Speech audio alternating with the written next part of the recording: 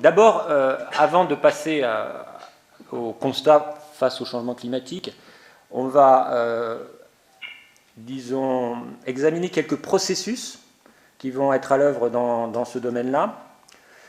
Vous le savez, le changement climatique, c'est pour des raisons anthropiques, essentiellement l'augmentation du taux de CO2 dans l'air, dans l'atmosphère, et que du fait de l'effet de serre qui est créé, on a une évolution des paramètres du climat, température notamment, et avec des conséquences indirectes sur le régime des précipitations et du coup sur l'état hydrique de nos sols et de la végétation.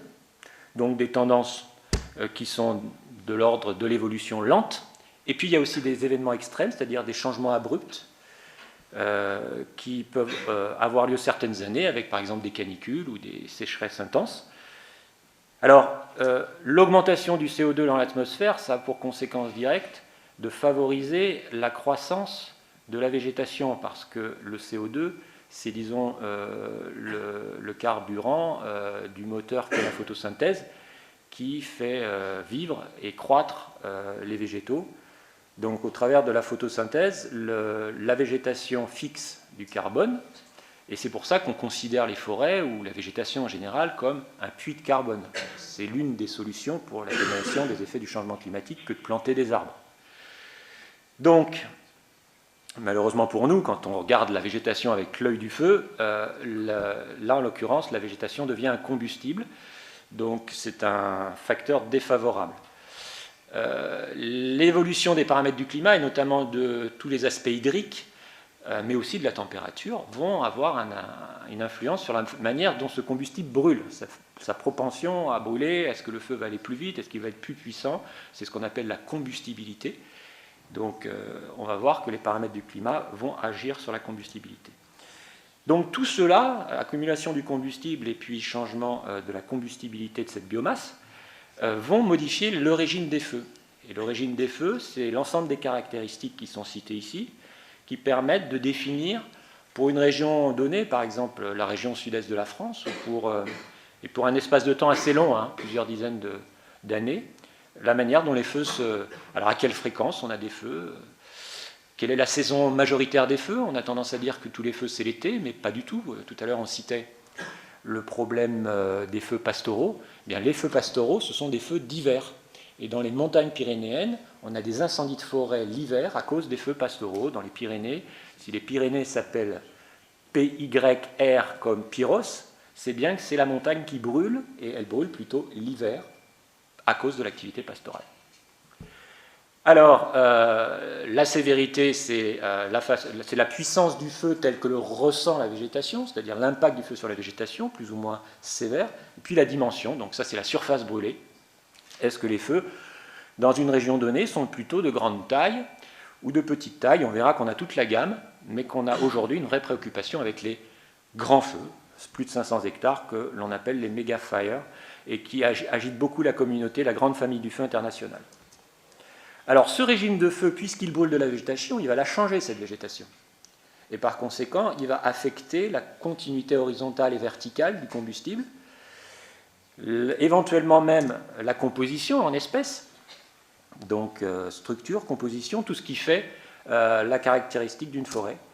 Et du coup, on change le combustible et on a en effet retour une action sur le régime du feu lui-même.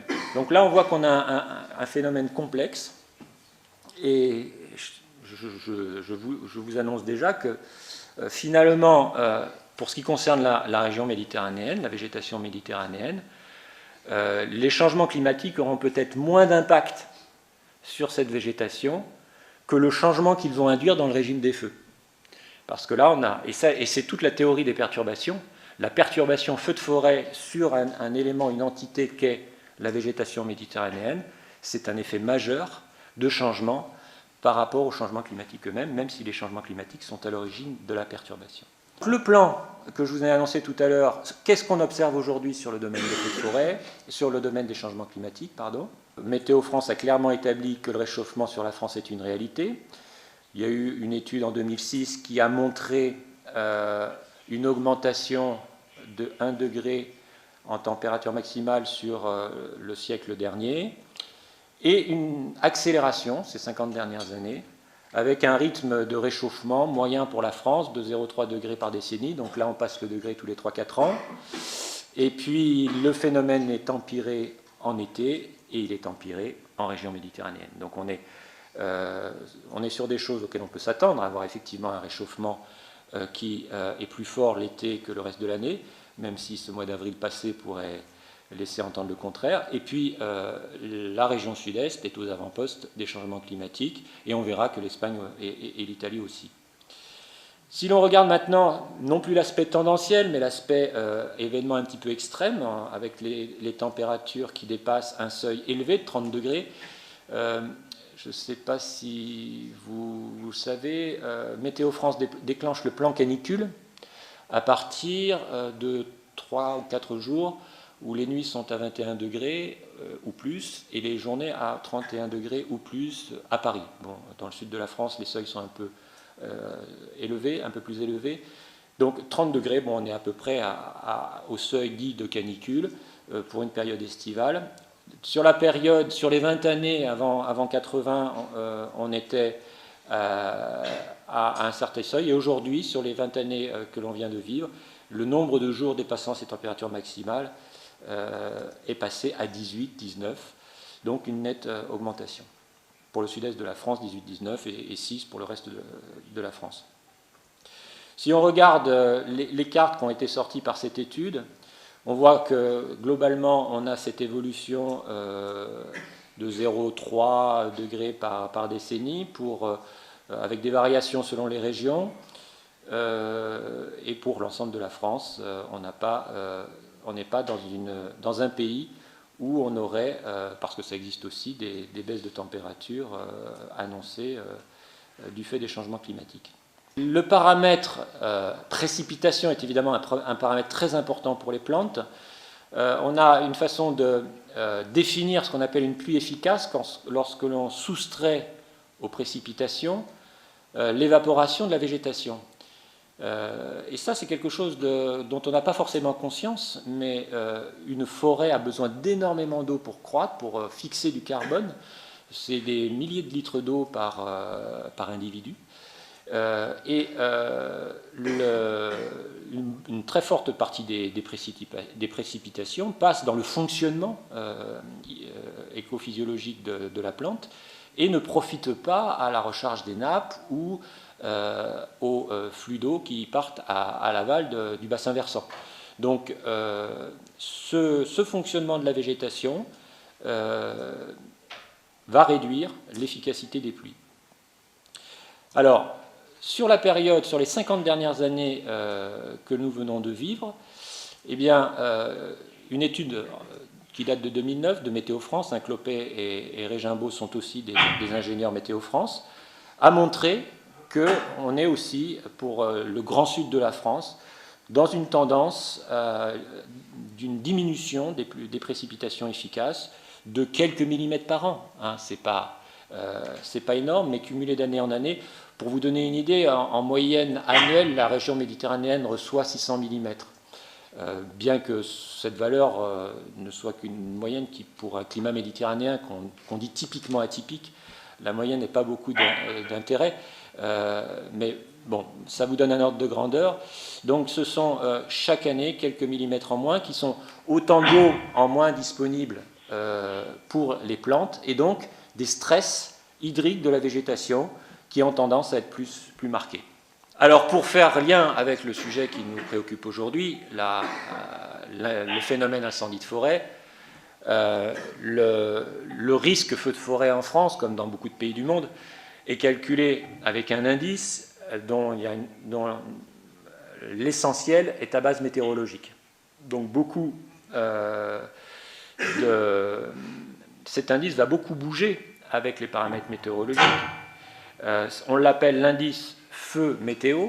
C'est un indice qui est fortement inspiré de l'indice feu de forêt canadien et qui est largement utilisé dans le monde, et notamment par le Centre européen, qui est une agence de la Commission européenne, le Joint Research Center à l'ISPRA en Italie, qui calcule quotidiennement pour l'ensemble de l'Europe le risque feu de forêt.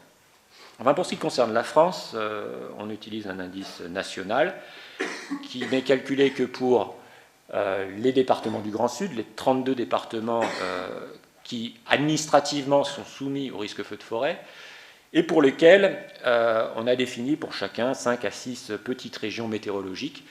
Et cet indice est calculé chaque jour de l'été, du 15 septembre au 15 octobre à peu près, du 15 juin au 15 octobre, pardon, afin de donner une indication au service de lutte du niveau de risque qui sera connu le lendemain et de pouvoir éventuellement prédisposer des moyens sur le terrain, voire faire du guet armé aérien qui donc permet de proportionner des moyens au risque encouru.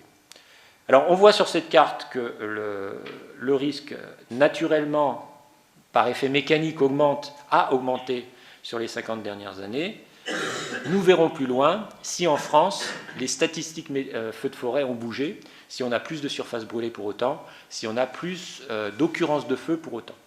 De même, face à ces événements, ces évolutions, disons, progressives des paramètres météo, on a des années exceptionnelles comme l'année 2003, qui a été une année de forte canicule pour l'ensemble de la France, et qui a été de ce fait aussi accompagnée en région méditerranéenne, mais aussi pour une bonne partie de la France d'une sécheresse très intense, et qui a eu des conséquences sur la végétation, et aussi sur les feux de forêt. Donc la dernière grande année de feux de forêt en termes de statistiques a été 2003. Mais du point de vue forestier, ça a été l'initiation d'une période de dépérissement, c'est-à-dire de mortalité des arbres, qui s'est poursuivie pratiquement jusqu'en 2008, où là, on a retrouvé des précipitations qui ont permis de recharger les nappes et les réserves pour les végétaux. Donc on a amorcé en 2003 un phénomène qu'on n'avait pas connu sur le siècle précédent, d'une grande sécheresse suivie de dépérissement forestier assez généralisé, avec donc des conséquences sur les feux que nous verrons.